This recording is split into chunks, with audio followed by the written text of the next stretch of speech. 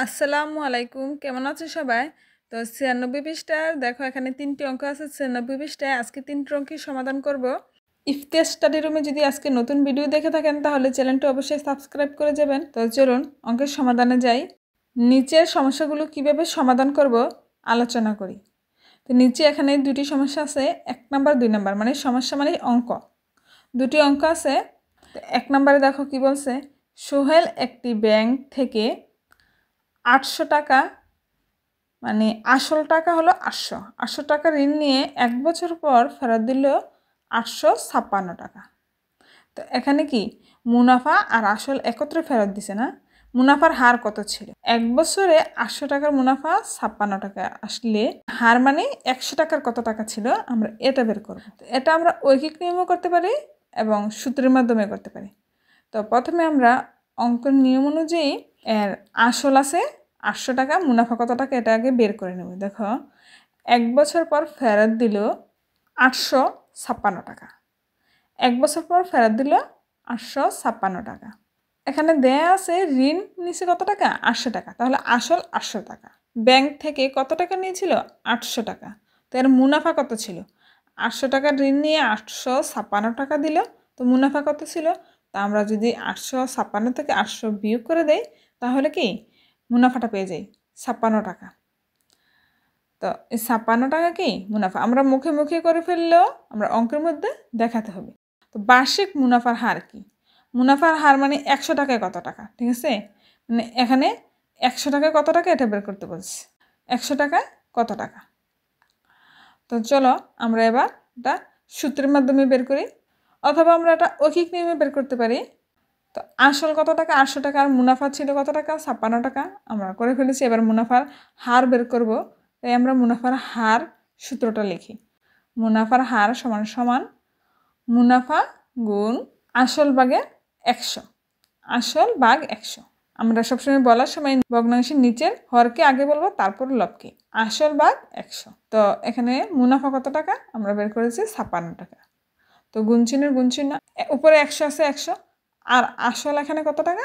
800 টাকা। তো দেখো এই শূন্য কাটা, এই শূন্য কাটা, 8 আছে, আর এখানে 56। 7 8 56, 8 থেকে 8, 8 দ্বারা কি 8কেও কাটা যায়, উপরে 56কেও কাটা যায়। 56 উপরের সংখ্যা আর 8 হলো নিচের সংখ্যা, উপর নিচে কাটাকাটি করতে হবে।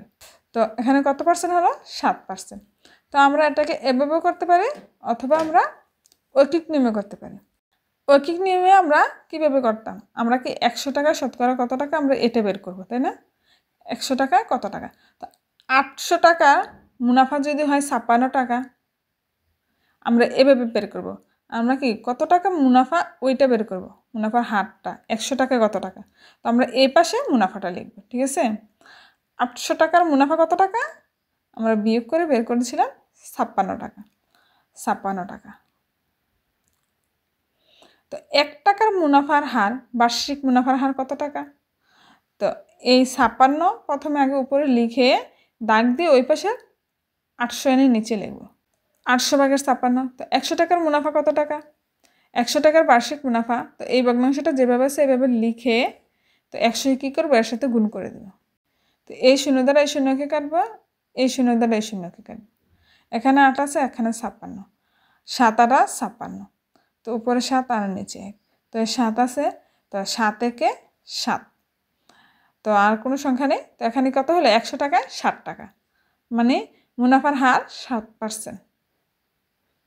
তো আমরা ঐকিক নিয়মেও করতে পারি, সূত্রের মাধ্যমে করতে পারি। তো সুতরাং আমরা লিখতে পারি বার্ষিক মুনাফার হার 60 টাকা। তো এবার আমরা 2 নম্বর অঙ্কটা সমাধান করি। আমিনা কোনো ব্যাংক থেকে বার্ষিক 5% মুনাফায় কিছু টাকা ঋণ নেয়। 5% মানে 100 টাকায় 5 টাকা। 100 টাকায় মুনাফা কত টাকা? 5 টাকা। 100 টাকার মধ্যে লাভ নেয় 5 টাকা। তো এখানে বলছে 5% মুনাফায় কিছু টাকা, কত টাকা নিচ্ছে এটা দেওয়া নেই। কিছু টাকা ঋণ নিয়ে, ধরো এখানে 500 হতে পারে, 1000 হতে পারে, ঠিক আছে? ঋণ নিয়ে 30 টাকা মুনাফা দিল। আসল কত ছিল? এখানে আসল বের করব। তো 100 টাকার মুনাফা কত টাকা? 100 টাকার মুনাফা দেওয়া আছে 5 টাকা। এখানে মুনাফার হার দেওয়া আছে 5%, তাই না? আমরা লিখি মুনাফার হার 5%, আর এখানে মুনাফা দেওয়া আছে কত, 1 বছর পর কত টাকা মুনাফা দিল, এটা হলো বার্ষিক মুনাফাটা। ঠিক আছে, 1 বছরে কত টাকা বার্ষিক মুনাফা, 30 টাকা মুনাফা। এটা কি মুনাফা, 30 টাকা মুনাফা। তো মুনাফাও লিখে নেই, মুনাফা কত টাকা, 30 টাকা। আর মুনাফার হার তো দেয়া আছে 5%, মুনাফা দেয়া আছে 30 টাকা। তো এখানে কি দেয়া নেই, আসল দেয়া নেই। তো আমরা এবার আসলটা বের করব। সুতরাং আমরা জানি আসল সমান সমান মুনাফা গুণ, সুতরাং আমরা কীভাবে লিখি, মুনাফা গুণ আসলের সূত্র, উপরে হবে 100 আর নিচে হবে মুনাফার হার, মুনাফার হার ভাগ 100। আসল সমান সমান কি, মুনাফার গুণ মুনাফার হার ভাগ 100। তো এবার মুনাফার জায়গায় মুনাফা লিখে নিই, মুনাফা কত টাকা, 30 টাকা। তো উপরে 100 লিখে নিলাম। তো মুনাফার হার কত, 5, তো নিচে 5। তো এবার আমরা ভাগ করি, দেখো 5 20 100, অথবা 5 দ্বারা 30কে ভাগ করতে পারি, 5 6 30, 5 6 5। ইচ্ছা আমরা 100কেও কাটতে পারি, 30কেও কাটতে পারি, যাকে ইচ্ছা তাকে কাটতে পারি। 30কে উপরের সংখ্যা, 5 হলো নিচের সংখ্যা, 5 দ্বারা উপরের সংখ্যাকে ভাগ করা যায়, 5 6 30। তো 6 আর 100 একসাথে গুণ করে 6 100 600। তো আসল কত টাকা, 600 টাকা। তো আমরা এটাকে ঐকিক নির্ণয় করতে পারি। তো যা বের করবো তা এই পাশে আমরা কি বের করবো, আসল বের করব। আসল কত টাকা, ধরো 100 টাকা আসল হলে এর মুনাফা হলো 5 টাকা। আমরা আসল বের করবো, আসল এই পাশে রাখবো। 5 টাকা মুনাফার আসল কত, 5 টাকা মুনাফার আসল 100 টাকা। তো 1 টাকা মুনাফার আসল কত, 1 টাকার মুনাফার আসল, তো উপরে 100 লিখে দাগ দিয়ে ওই পাশে 5 এনে নিচে ভাগ দেবো, এই 5 এনে নিচে লিখবো। এখানে কি দেওয়া আছে, মুনাফা কত, 30 টাকা। তো 30 টাকা মুনাফার আসল কত টাকা, এখান থেকে 30 লিখবো, 30 টাকা মুনাফার আসল। তো এটা এই ভগ্নাংশটা যেভাবে আছে এভাবে লিখে 30কে গুণ করে দেব। তো গুণ করলে আমরা উপরে লিখতে পারি। তো 5 6 30, উপরের সংখ্যা নিচের সংখ্যা কাটাকাটি করি। তো আমরা 100কেও কাটতে পারতাম, 5 20 100। তো আবার গুণ করলে ঠিক একই হবে। তো 5 6 30, তো 6 100 600, উপরে 100 আর 6 একসাথে গুণ করে দিই, নিচে আর কোনো সংখ্যা নেই, 6 100 600। অতএব আসল কত টাকা, 600 টাকা। এবার আমরা এই অঙ্কটার সমাধান করব। ব্যাংক থেকে বার্ষিক 8% মুনাফায় কিছু টাকা ঋণ নিয়ে 1 বছর পর 600 টাকা মুনাফা দেয়া হলো, আসল কত ছিল। এখানে মুনাফা দিছে কত টাকা, 600 টাকা। বার্ষিক হার কত, মুনাফার হার 8%, আসল কত। তো আমরা যা দেওয়া আছে তা আগে লিখে নেই, তারপর আসল কত আমরা বের করে ফেলবো সহজে।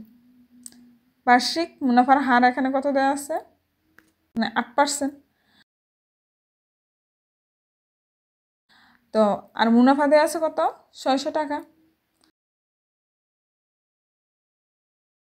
এবার আসল কত, আসল বের করবো। তো আমরা জানি সূত্রটা কি, আসল সমান সমান মুনাফা গুণ মুনাফার হার ভাগ 100।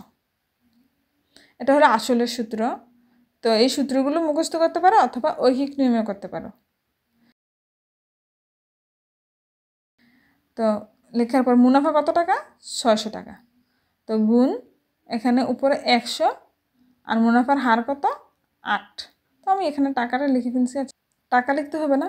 তো এবার দেখো উপর নিচে একটা সংখ্যা দ্বারা কাটাকাটি করা যায়। তো আচ্ছা আমরা 600কে 8 দ্বারা কাটি, 7 8 56, 56 60 থেকে যদি 56 চলে যায় তো আর বিয়োগ করলে 4 থাকে, 4 এই শূন্যের সামনে দিলে ধরো 40। তো 5 8 40 75, 8 75 600। তো 75 আর 100 একসাথে গুণ করে দিলে 75 একে 75, তো 2টা শূন্য 2টা শূন্য, মানে 7500 টাকা। তো সুতরাং আসল কত টাকা, এখানে 7500 টাকা। তো আমরা এটাকে ঐকিক নির্ণয় করতে পারি।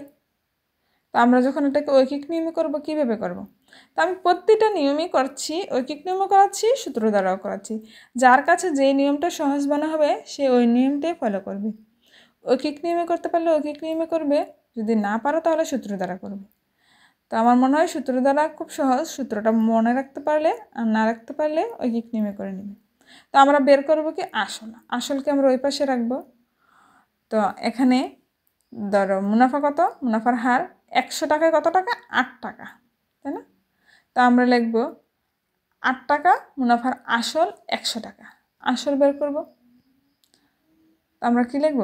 8 টাকার মুনাফার আসল 100 টাকা, 1 টাকার মুনাফার আসল, উপরে 100 নিচে 8, 100 ভাগের 8 টাকা। তো এবার মুনাফা এখানে কত দেওয়া আছে? 600 টাকা। তো 600 টাকা মুনাফার আসল কত টাকা? 600 টাকা মুনাফার আসল, উপরে এটা যেভাবে আছে এভাবে লিখে ভগ্নাংশটা 600 কি এটার সাথে গুণ করে দেব। এবার কাটাকাটি করব। 8 75 600, এটা তো আমরা উপরে কাটছি, তো এখানে এভাবে কেটে নিয়ে এখন কাটার পরে দেখো 75 রেখে 75, দুইটা শূন্য দুইটা শূন্য, মানে 100 দ্বারা 75কে গুণ করলে 7500 হয়। তো আমরা 1 দ্বারা গুণ করলে 75 রেখে 75, আর দুইটা শূন্য আছে, দুইটা শূন্য পিছনে বসিয়ে দিলাম।